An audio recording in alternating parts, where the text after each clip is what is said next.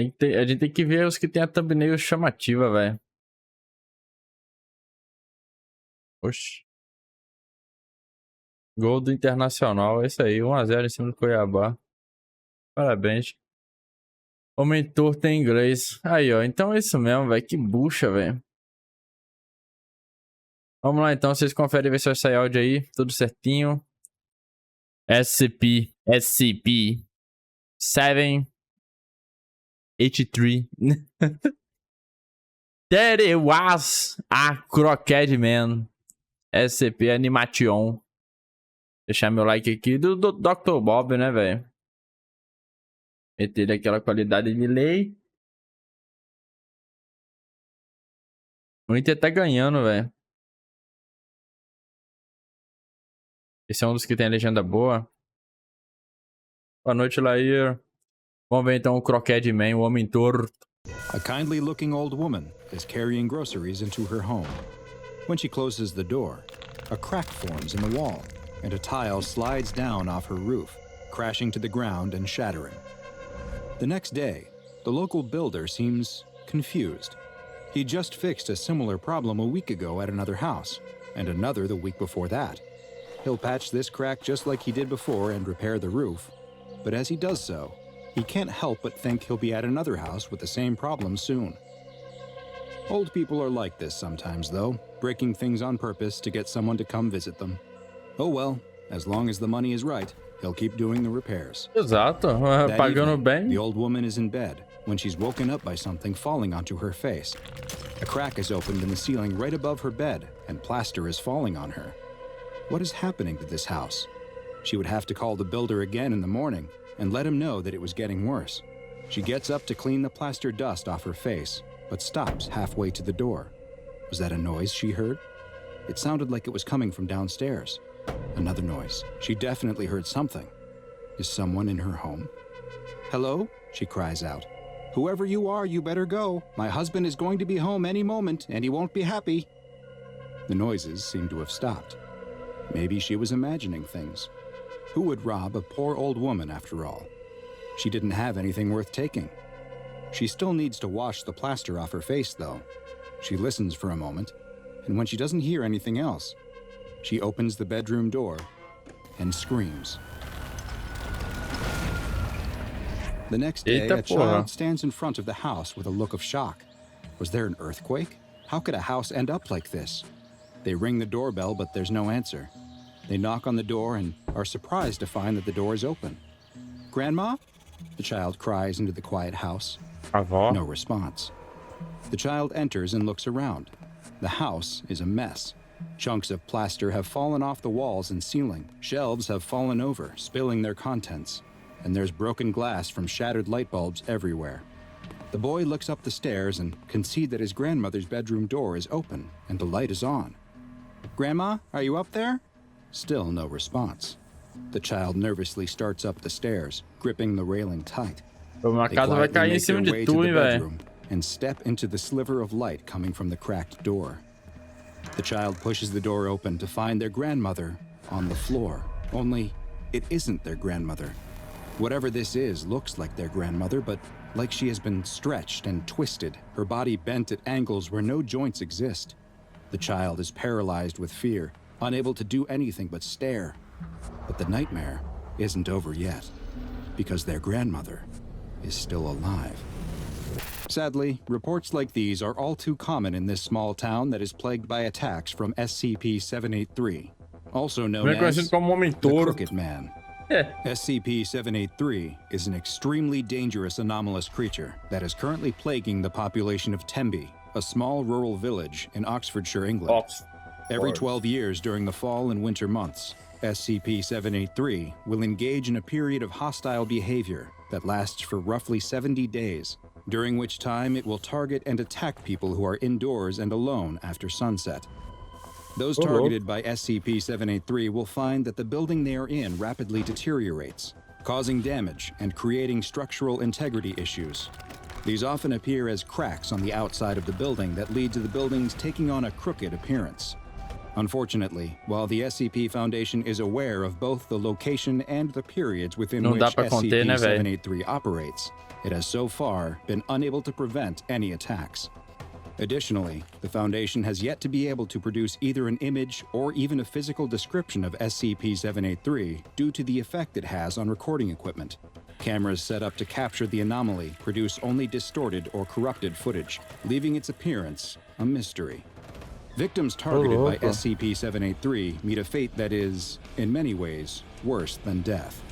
Their bodies will experience extreme deformations, as their bones suffer dozens of fractures and are stretched and twisted in various unnatural directions. They are then healed by the rapid generation of cartilage and the growth of extra skin to cover the new elongated limbs, leaving the victims a malformed knot of gnarled extremities. Caralho, Some velho. of the cases are quite severe. Ele arrebenta a pessoa todinho e aparentemente faz com que a pessoa se regenere ali e fique torta mesmo, tá ligado? With one victim having just their forearm extended to over 2.4 meters, and another who was left stretched to 12.5 meters in height. Porra. Despite the gruesome injuries suffered, the majority of victims are still alive following the attacks, though they will more often than not be left completely paralyzed, in a persistent vegetative state, or both. 27 victims of SCP-783 are currently being held in a long-term care facility within a wing of a local hospital that was requisitioned by the Foundation specifically for the care and treatment of 783 victims. Like many of the anomalies that the SCP Foundation investigates and contains, many of the residents of Tembe appear to have some awareness of the Crooked Man, and the anomaly has become something of a local Bicho-papão boogeyman. local. Researchers have even documented local school children singing a nursery rhyme that appears connected and may even explain the origins of the creature. It goes, "There lived a crooked man who made a crooked deal. He kept a crooked cane and his catch in crooked creel. He stole a crooked child who cried a crooked squeal, and that crooked little man was broken on the wheel." A month before a recent SCP-783 period of activity was to begin, Achei que era um homenzinho a Class torto D que morava numa casa personnel, torta, velho. D209, was sent to live in a Foundation-owned home in the village. Audio and video recording equipment was set up throughout the house in case the D-Class was targeted, in the hopes that some information could be gleaned should something take place. 43 days after he began living in the house, something finally did. One evening while in bed reading a book, D209 heard noises on the ground floor of the home. Cameras on the first floor experienced corruption and showed only a distortion moving through the house. When D209 attempted to leave the bedroom and escape the home, they immediately encountered SCP-783. During a period of time that lasted roughly 5 hours, their bones were broken numerous times and reset over and over, leaving D209 a twisted mass of flesh and bone. Strangely, at the exact same time that D209 was being attacked, all 27 of the living prior SCP-783 victims in the hospital experienced violent seizures, despite most of them having been declared functionally brain dead and the rest being totally paralyzed. Also concurrent with the attack was a seismic event on the outskirts of town, and the details revealed by this event were both illuminating and extremely disturbing. Foundation personnel were dispatched to the site of the seismic activity to investigate and determine if it was connected to SCP-783 in any way. There, they found a small group of angry townspeople, perhaps frustrated by seemingly unending paranormal events in their town and the lack of progress that had been made to stop them. After a tense standoff, SCP Agent Collins fired her service weapon into the air, and the crowd quickly scattered. Now, free of distraction, the agents could begin their investigation in earnest. They immediately spotted several objects sticking out of the earth. Caraca, é tudo gente torta, velho. These were identified as elongated human toes. A dig team was sent to the site, and by the next day, a mass grave had been uncovered that was filled with the twisted mass of what appeared to be victims of SCP-783. Their mutated and drawn-out bodies were well preserved despite being buried directly in the ground, and had all been buried head down, with their arms extending deeper into the burial pit. As one researcher was attempting to take a tissue sample from one of the bodies, the ground beneath him gave way, and he fell into the pit. He landed on the tangled mass of limbs which shifted under his weight, and he disappeared into the pit beneath them. Agent Collins immediately found a length of rope tied it to her waist, and climbed into the pit with instructions to the on-site team to pull her back up when she signaled. Agent Collins descended into the pit beneath the bodies, and after several minutes, she was extracted, though without the missing researcher. At debriefing, she described how she found an anomalous location under the ground beneath 783's victims' corpses, and she was so rattled by what she saw that she was granted a temporary leave of absence. The Foundation had to know more, and a D-Class personnel was quickly selected for exploration of the underground anomaly. D-2172 was equipped with audio and video recording equipment, along with several scientific measurement tools, as well as a firearm, and was lowered down into the pit. Eu acho muito foda como eles tentam descobrir uma origem pro bagulho, tá ligado? Back, as well as serve as their lifeline to the surface. As D-2172 was lowered past the mass of corpses into the darkness, they experienced a sense of vertigo before it was realized that the anomalous effects extended to gravity as well, which had become reversed, and that they would need to start climbing up in order to descend further into the pit. They soon climbed out of the hole surrounded by the reaching, extended arms of corpses and emerged into an open world with an overcast sky. It looked exactly like the town of Tembe, with the same buildings present there as in our world. The world appeared to be uninhabited, though, with no sign of the missing SCP Foundation researcher. D-2172 began investigating the buildings and found them all to be empty as well, though they did unfortunately find signs of a struggle in one house, with what looked to be evidence of the missing researcher's demise. They continued exploring the area and found that the anomalous properties of the location extended to its borders too. And as the D-Class walked north out of the town, after several kilometers, they found that they were now somehow back at the southern edge of the town. D-2172 was ordered to return to the entry point, but as they walked, they were suddenly impeded by the deformed body of an SCP-783 victim that stretched across the road in front of them. D-2172 drew and fired their weapon at the entity, but it didn't react, and they were forced to retreat into the nearby woods. After several minutes, they stopped to rest when they spotted something else. In the distance, the D-Class saw what looked to be a giant white birch tree, and it was coming towards them. As the living tree approached, it became clear that it wasn't a tree at all. What looked like branches were extended bony fingers that it was using to walk.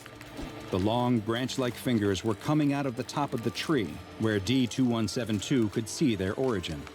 These branches were the elongated fingers of the missing SCP Foundation researcher. D-2172 turned to run as the giant living tree chased them back into the town, firing their weapon at the creature whenever they had the chance, but was unable to stop it. The visual feed was soon lost as the audio continued to broadcast the screams of D-2172. But this wasn't the end of the expedition. The on-site team was surprised to witness after several hours that the tether was pulled on twice, the signal that it should be reeled in.